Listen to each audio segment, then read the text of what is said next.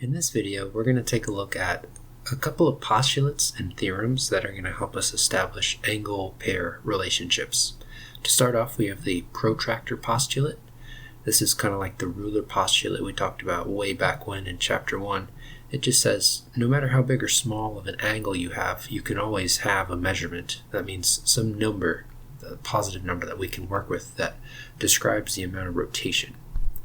Next, this is one we will use quite a bit. This is called the angle addition postulate. It's basically the same thing as the segment addition postulate. The only difference is we're adding measures of angles instead of measures of segments. So you can kind of read that description there about the sum of measures of adjacent angles. Really, just look at that picture there. And if you take the measure of angle 2, add it to the measure of angle 1, you're supposed to get the measure of angle JKL. Makes sense? We've actually used this one quite a bit back in Chapter 1 when we were solving equations and finding angle measurements. So these first two are postulates. They're quite obviously true. We don't have to really question whether or not they're true. The rest of these are theorems. They do make sense. They're pretty straightforward. However, we can provide proofs for each of them, and we're going to do that in class together. The first one is called supplement theorem, and this says if you have two angles that make a line, we call those linear pairs, they have to be supplementary. You can see that pretty quickly because a straight angle has a measure of 180, and if two angles are making a straight angle, well, their measures have to make 180, meaning supplementary.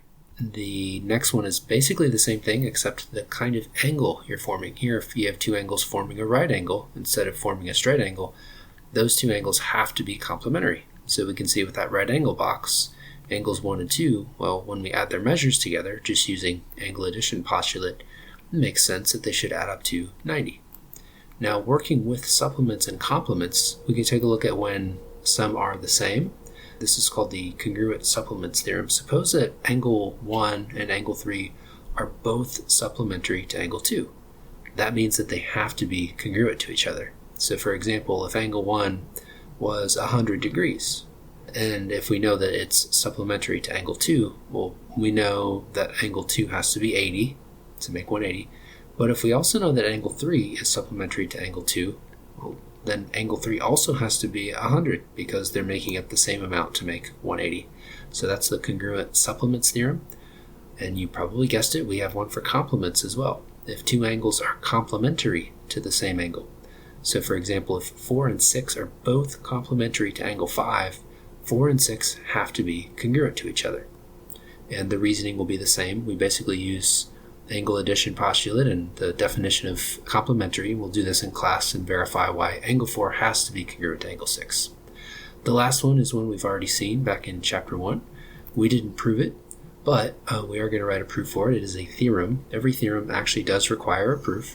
So it says any vertical angle pairs are always congruent. So here, angles 2 and 4, those are vertical. They have to be congruent.